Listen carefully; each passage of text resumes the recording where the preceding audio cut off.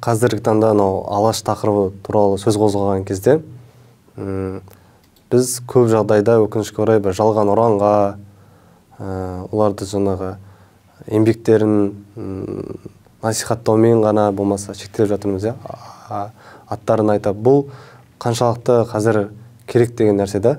Алашты насихаттау керек, көтеру керек. Бірақ одан да маңызды не, ол сол алаш қайраткерлерінің идеясын бүгінгі қоғамда көрініс тапқаны, жүзеге асқаны.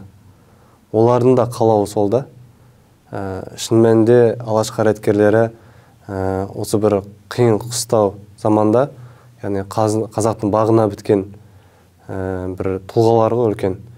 Шын мәнінде сол алаш қайраткерлері болмаған кезде, сол уақытта сондай біздің өте бір білімді, ұлтшыл, сауатты, намысшыл, көз ашық,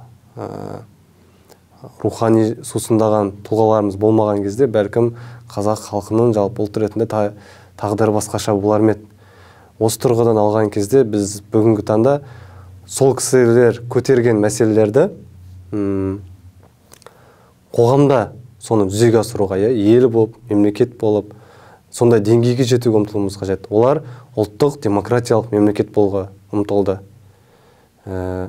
Әрбір тасы түйме болып қадалған, бұл деген сөз, яғни біздің әрбір жаңағы байлығымыз, қазба байлығымыз болсын, мүмкіндіктеріміздің бәрі біз экономикамызды арттыруға, білімімізді жетілдіруге, мәдениетімізді көтеруге, руханиятымызды көтеруге, өзіміздің құндылықтарымызды сақтап қалуға осыған жұмыс жасады.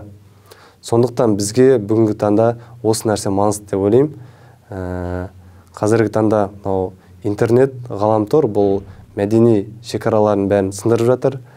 Осы тұрған алған кезде жалпы мемлекет боламыз десек те ертең болашағы бар. Осы идеялардың жүзеге асқаны маңызды.